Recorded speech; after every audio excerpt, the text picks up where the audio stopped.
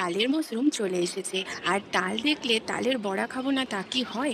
আমি না ছোট থেকেই তালের বড়া খেতে খুব ভালোবাসি। আর আমার মা শুধুমাত্র আমার জন্যই তালের বড়া খাটনি করে বানাতো। জানি এইসব রান্নাতেও প্রচুর খাটনি আর প্রচুর হ্যাপা। খেতে তো 2 মিনিটও লাগে না, কিন্তু বানাতে তো অনেক টাইম লাগে ভাই। তো এতদিন তো মায়ের হাতে তালের বড়া খেয়ে এসেছি। এবার আমি হয়ে গেছি মা, আর আমার ছেলে খেতেও তালের বড়া খুব পছন্দ করে। তাই আমি ভাবলাম যে আমিও একটু তালের বড়া শিখে নিই। সত্যি বলছি, আমি কিন্তু এর আগে কোনোদিনও তালের বড়া করিনি নিজের হাতে, প্রথমবার করছি। আর প্রথমবারের এক্সপিরিয়েন্সটা যে এত ভালো হবে সেটা আমি সত্যি কল্পনাও করতে পারিনি। তো তোমাদের সাথে সেই এক্সপিরিয়েন্সটাই শেয়ার করছি। তালের বড়া কিন্তু অনেকেই করে, কিন্তু একদম সফট নরম ফুলকো ফুলকো তুলতুলে তালের বড়া অনেকেরই হয় না, শক্ত হয়ে যায়, নয়তো চ্যাপটা চ্যাপটা হয়ে যায়। কিন্তু আমি যে প্রথমবারে বাজিমাত করে ফেলবো এটা তো সত্যি আমি ভাবতে পারিনি।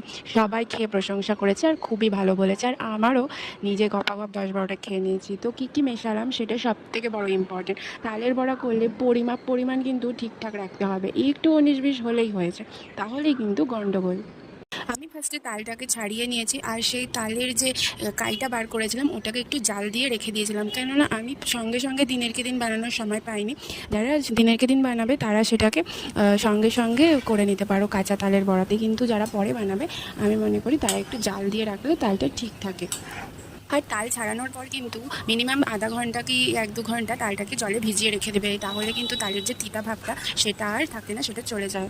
এরপর আমি গরম জল করে তাতে 1 কাপ মতো সুজি নিয়ে নিয়েছিলাম। আমি একটা তালের বড়া করেছি, তো একটা তালে 1 কাপ সুজি, আর এর সাথে চিনি গুঁড়ো আর ময়দা মিশিয়ে নেব, আর একটুখানি খাওয়ার সোডা দিয়েছিলাম 1 চিমটি মতো। তো সমস্ত যে ইনগ্রিডিয়েন্টসগুলো দিয়েছি আমি ডেসক্রিপশনে মেনশন করে দেবো, তোমরা একবার দেখে নিও। ভিডিওটা কেমন লাগলো তোমরা অবশ্যই জানিও, ভালো লাগলে একটা লাইক করে দিও, শেয়ার করে দিও। এর মধ্যে